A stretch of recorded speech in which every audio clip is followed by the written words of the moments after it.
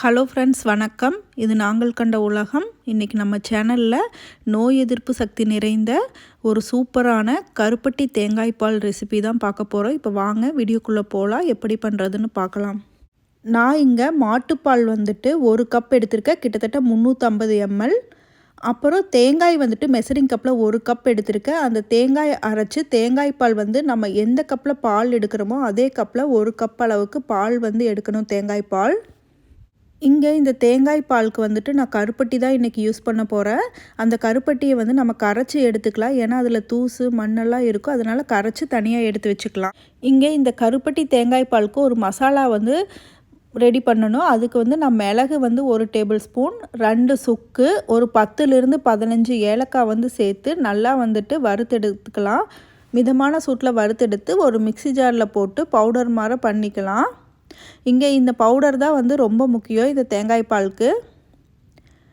பாருங்கள், மிதமான சூட்டில் வறுத்து மிக்சி ஜாரில் போட்டு இந்த மாதிரி பவுடர் பண்ணி வச்சுக்கலாம். இந்த பவுடரை வந்து நீங்கள் ஒரு ஏர்டைட் கண்டெய்னரில் போட்டு வேணுங்கும் போது பயன்படுத்திக்கலாம். இப்போ தேங்காயை வந்துட்டு ஒரு மிக்சி ஜாரில் போட்டுட்டு நம்ம நல்லா அரைச்சி தேங்காய் பால் வந்து எடுத்துக்கலாம்.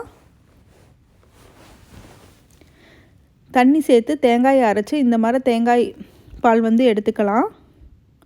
நல்லா கெட்டியாக வந்து தேங்காய் பால் எடுத்துக்கலாம். நம்ம எந்த கப்பில் வந்து பால் எடுத்தோமோ அதே கப்பில் 1 கப் அளவுக்கு வந்துட்டு தேங்காய் பால் வந்து எடுத்துக்கலாம். நல்லா கெட்டியாக எடுத்துக்கலாம். இப்போ நம்ம பாலை வந்து ஒரு பாத்திரத்தில் வந்து சேர்த்து அந்த பால் வந்து காய ஆரம்பிக்கும் போது நம்ம அரைச்சி வச்ச மசாலா பவுடர் வந்து நமக்கு தேவையான அளவு வந்து சேர்த்துக்கலாம். நான் வந்து 1.5 டேபிள் ஸ்பூன் வந்து சேர்த்துக்கிறேன். உங்களுக்கு எந்த அளவுக்கு காரம் வேணுமோ அந்த அளவுக்கு வந்து சேர்த்துக்கோங்க. இப்போ பாருங்கள், அந்த பாலும் அந்த மசாலா பவுடரும் சேர்ந்து நல்லா கொதிக்கிறக்க ஆரம்பிக்குது. இந்த சமயத்தில் நம்ம அரைச்சி வச்ச தேங்காய் பாலை வந்து சேர்த்துக்கலாம்.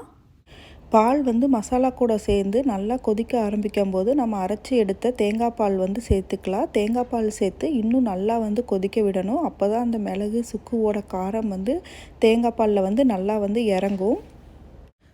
தேங்காய் பால் சேர்த்துட்டு நல்லா வந்து கலந்து விடுங்க. அப்போ தான் வந்துட்டு அந்த சுக்கு அந்த மிளகுவோட காரம் வந்து அந்த பாலில் வந்துட்டு நல்லா வந்து இறங்கும். பாருங்கள், இப்போ வந்து பால் வந்து நல்லா கொதிக்கிறக்க ஆரம்பிக்குது. நல்லா பொங்கி வரட்டும். பாருங்கள், பால் வந்து நல்லா பொங்கறக்க ஆரம்பிச்சிருச்சு. இப்போ வந்து ஸ்டவ்வை வந்து ஆஃப் பண்ணிடலாம். ஸ்டவ்வை வந்து ஆஃப் பண்ணிவிட்டு ஒரு 5 நிமிஷம் வந்து வெயிட் பண்ணுங்கள்.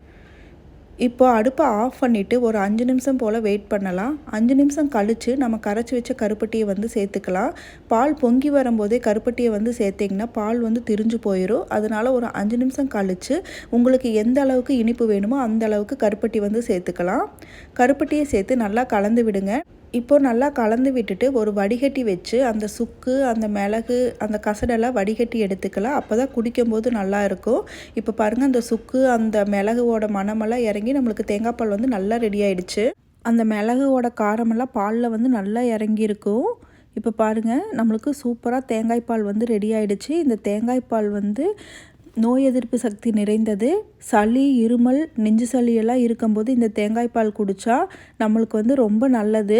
இந்த கருப்பட்டி தேங்காய் பால் வந்து வறட்டு இருமலுக்கு, நெஞ்சு சளிக்கெல்லாம் ரொம்ப நல்லது. இந்த கருப்பட்டி தேங்காய் பால் வந்து நைட்டு தூங்க போகிறதுக்கு முன்னால் சுட சுட குடிச்சிட்டு தூங்கினா ரொம்ப நல்லது. இருமலை வந்து கட்டுப்படுத்தும். இதே மாதிரி நான் சொன்ன அளவுகளோடு நீங்களும் வந்து கருப்பட்டி தேங்காய் பால் வந்து செஞ்சு பாருங்கள். Thank you so much.